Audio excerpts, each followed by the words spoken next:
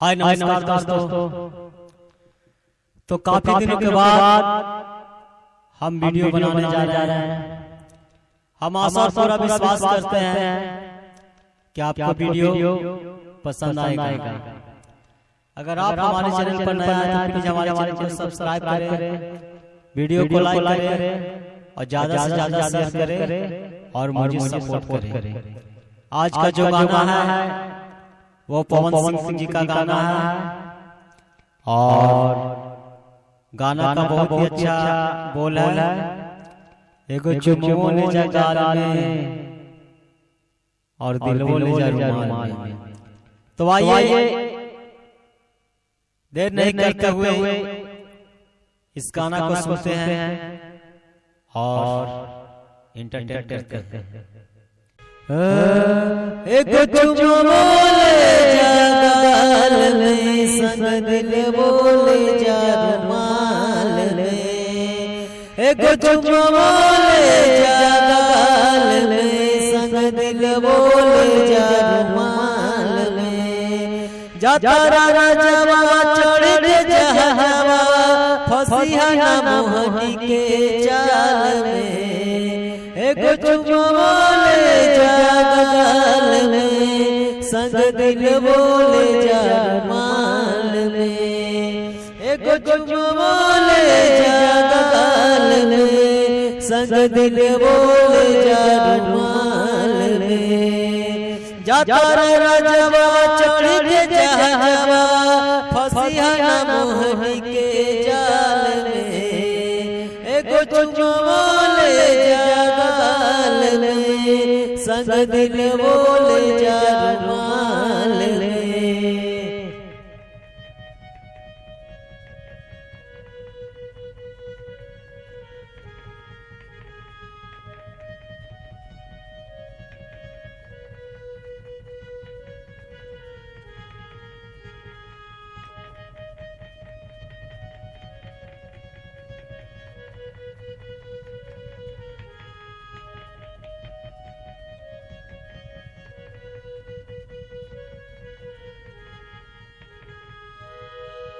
और आगे का तो भैया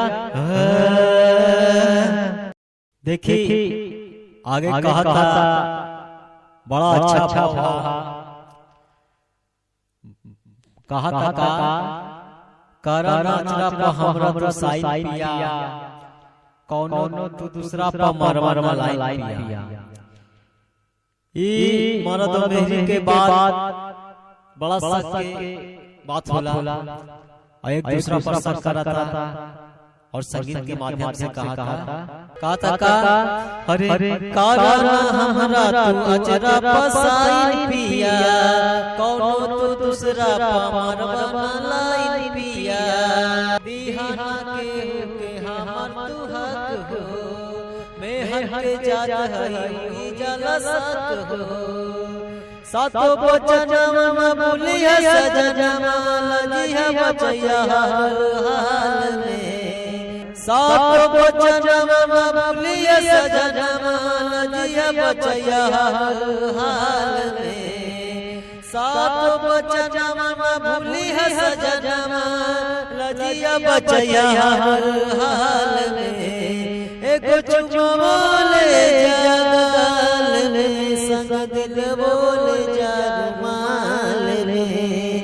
एक चुम्मो ले जा गाल में संग दिलवो ले जा रुमाल में।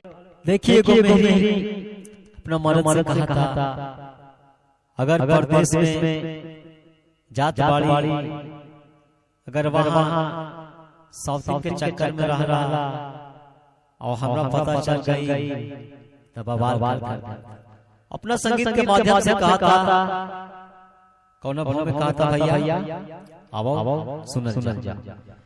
बड़ा अच्छा बोला और कहा था पता लगी कदम बले बला छुट्टी पकड़ा निहाने बला आखी में हमारा जया देवासु खाली जहारिया बाबा पिरियासु। ओकर बाद बात का अरे कम कमाई है मन से रही आवे में बदलाव चाल में कम कमाई मन से रही आवे में बदलाव चाल में एगो चुमा ले जा गाल में संग दिल बोले जा रुमाल में एगो चुमा ले जा गाल में संग दिल बोले जा रुमाल में। तो आप सबसे गाना अच्छा लगल होई तो कमेंट करी जा, हमारे चैनल के सब्सक्राइब करी जा और वीडियो को लाइक करी जा। अगला वीडियो बहुत जल्दी आप सबके खातिर लेकर आई और एंटरटेनमेंट कराई। थैंक यू, नमस्कार।